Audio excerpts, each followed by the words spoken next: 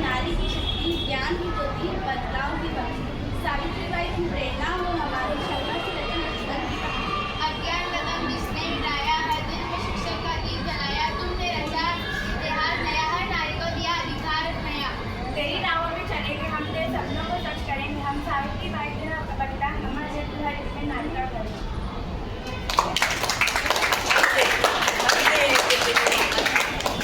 मंजिलें बड़ी सी मिस पूना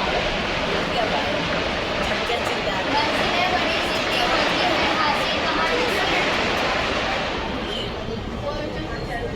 मंजिलें बड़ी जिद्दी होती है, हासिल कहाँ नसीब से होती है। मगर वो तूफानी में भी हार जाते हैं, जहाँ कश्तियाँ जिद पर होती है।